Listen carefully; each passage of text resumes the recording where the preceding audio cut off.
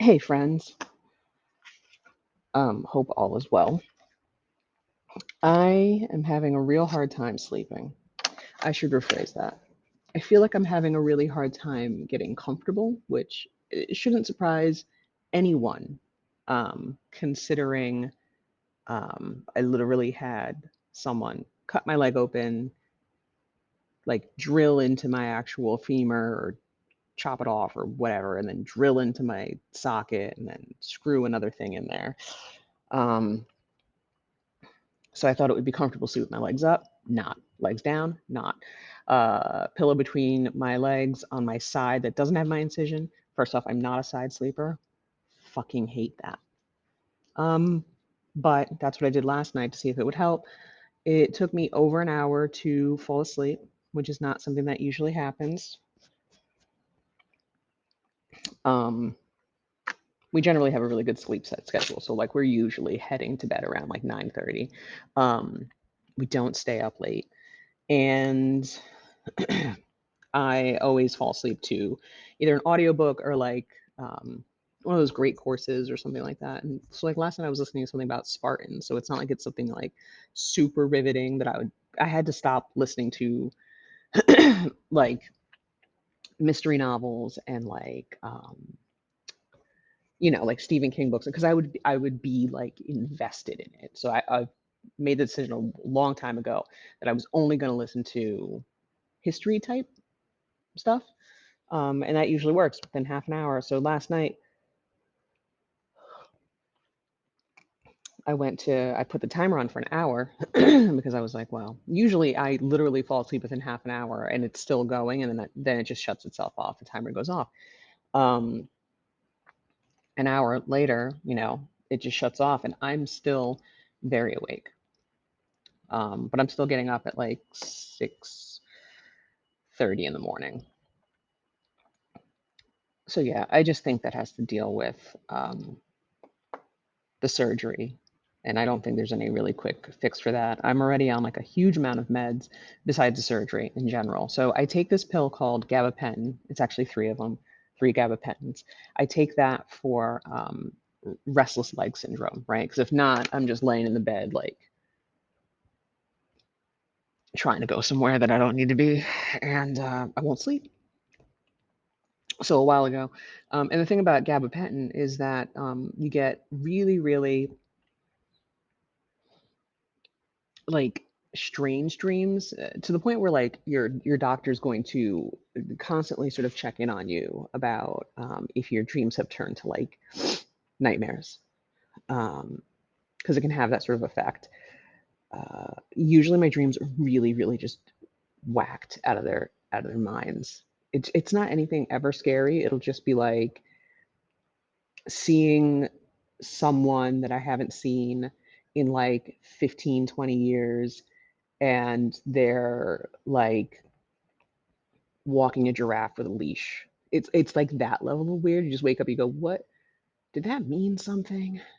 As you go teetering between like psychology or psychiatry and superstition, you're like, "Did that is that something that's in the back of my mind, or is that like a spirit?" No one knows. But either way, so like I'm already on that. I take melatonin, which also can give you very, very vivid dreams.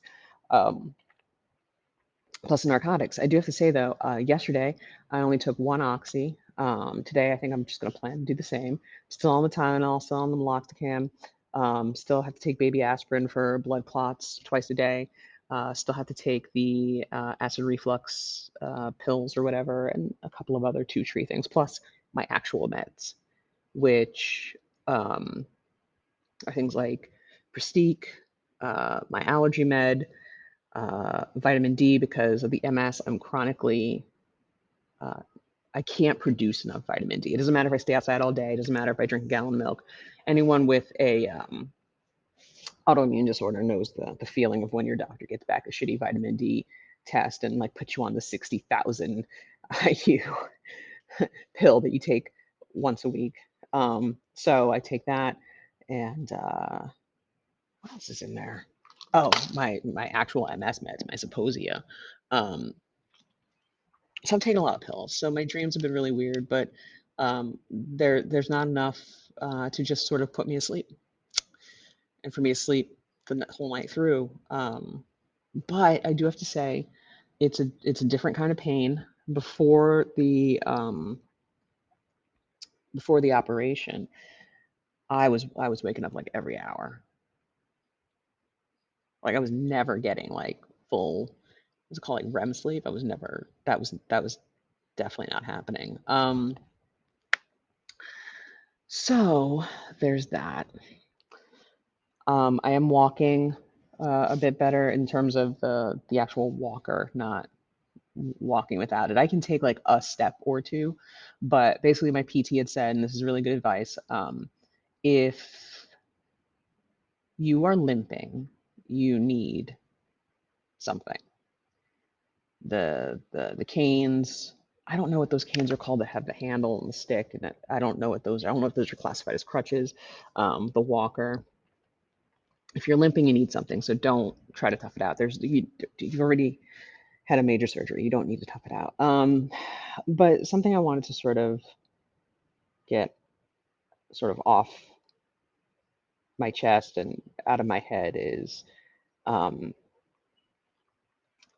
there's this thing that happens when either bad things happen to people or like people go through like weird life events or people go through major surgeries or major illnesses. And I feel like I've said this before, but people get really uncomfortable with you being uncomfortable. Stop doing that. I don't I I don't need that. I don't need people feeling weird because I'm not well. Like one, if you're only around because someone is fun or entertaining or makes you laugh or whatever, you're not a friend, you're a fan. And it's one of the reasons why I sort of like stopped giving people access to me right around the time I found out that like this was going to happen because I knew all those people were going to show up and a bunch did. Like I got like messages from people I do not speak to. We don't speak. We are not okay. We're not on good terms. Don't do that. It's like if someone's an asshole and gets cancer, they're still an asshole with cancer. Like I don't. But yeah, just stop being uncomfortable with people being uncomfortable. I'm not asking you to fix me.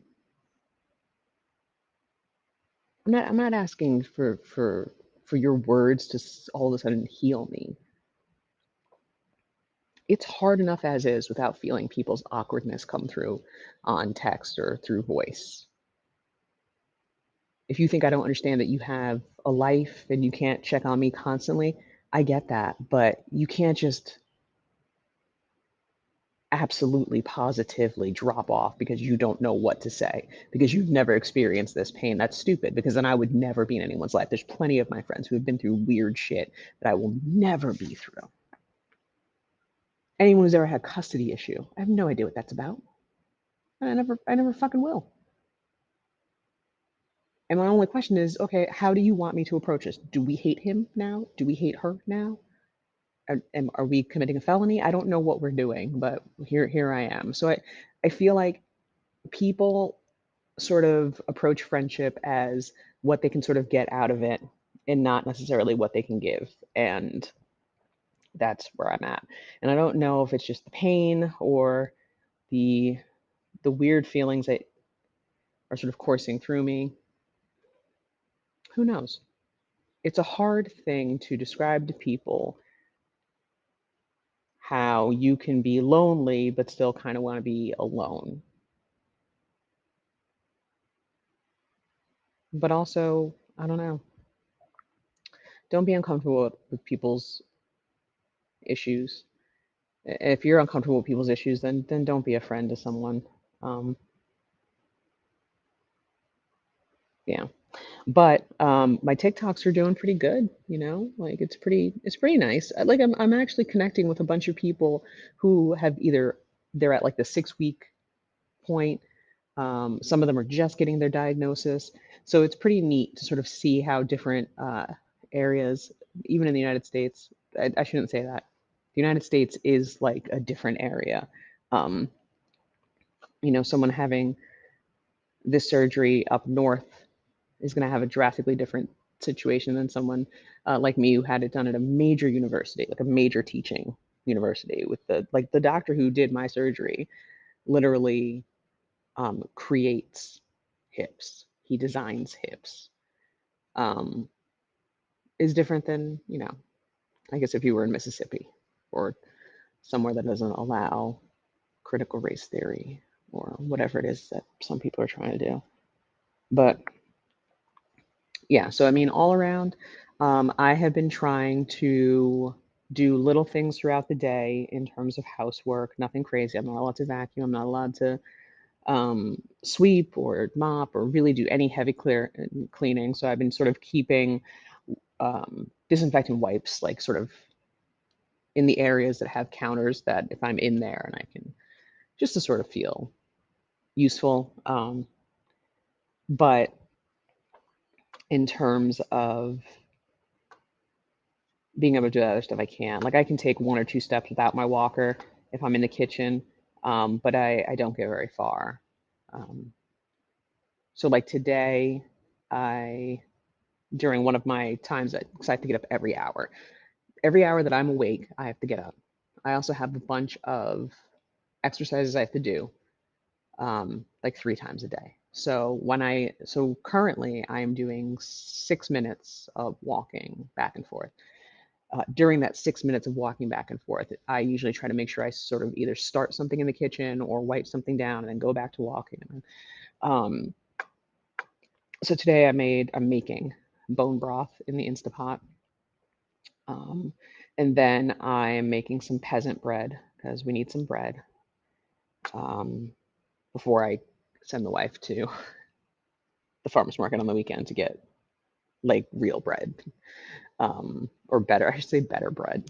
My bread's real. It's not as good as my baker's. And so that's sort of rising right now. And then, in a little bit after I do this, I'm going to walk for 6 minutes, check on things in the kitchen, wipe something down, and sort of go about my day. I have been doing the habit tracker. It's been all right.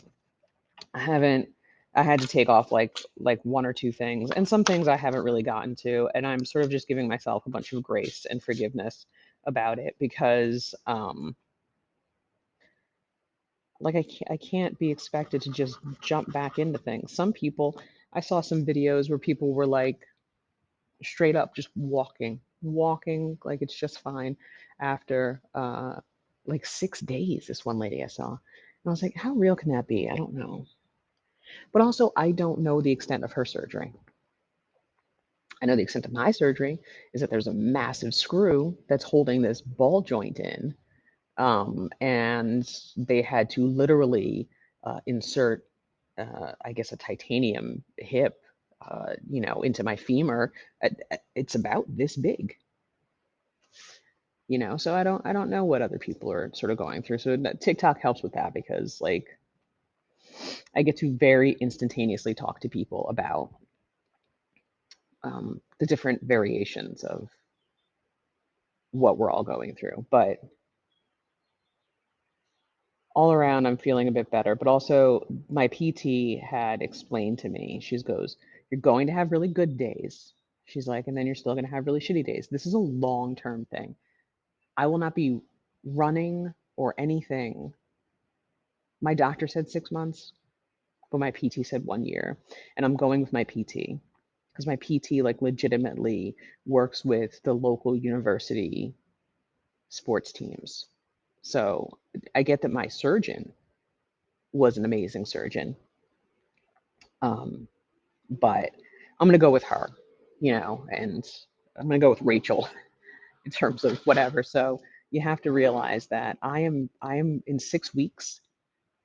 The only thing that's going to be different is that I can possibly bend down to tie my own shoes. I can possibly shave my legs. I can possibly walk without a walker. It doesn't mean that I'm 100% better. It's going to be a year before I'm 100% better. It's not that I expect sympathy for that whole year. It's just, I literally had this surgery, what, 8 days ago? And I feel like people are already over it. I mean, I'm over it. I'm legitimately over it. I remember looking over at my wife and being like, I'm over this. But I don't have a choice. This is it's what I was dealt. So, but I'm going to go watch the news in Spanish. So listen, if you've never done that, like if you, I don't even know if you have to listen to it in a different language. You can get them with captions and stuff. You should definitely check out like, well, one, you should definitely check it out in France because they're having a whole revolution right now, and I am here for it. So I watched this news station from the Canary Islands, which is like a Spanish island off like Morocco, like off of Africa, and you get different perspectives of what the world is going through, you know. So I guess the lesson in that is like you should probably zoom out. Just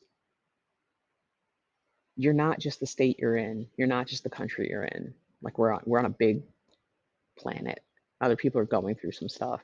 Um, and it's good to always have a perspective of knowing what other people are going through. So I'm going to put on the Canary Islands news. Evidently, they're having a horrible time with infertility, um, which was, I don't speak enough good Castilian Spanish, and they have a very, very distinct accent, and they talk in a very distinct cadence that is hard for me to keep up with, but it helps me to sort of learn and keep my brain focused. So I usually do that for half an hour a day, but I highly recommend it. There is a French channel, this is all on YouTube.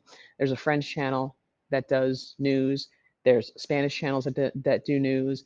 Some of them have the captions, some of them don't. See what the other perspective is. It's pretty neat, but I hope that all of you are well and are staying safe and staying out of trouble. And if you can't stay out of trouble, don't get caught. Love you guys.